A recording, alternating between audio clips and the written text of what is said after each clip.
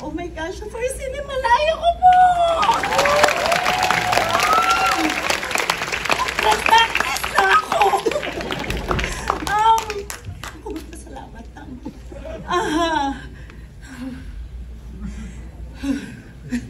Diyos ko, sa lahat po ng pamilya na manalo ko, maraming salamat po. Hindi ko talaga alam kung nasasabihin ko. Child number 82, thank you po sa pagbigay sa akin ng ganitong classic chance.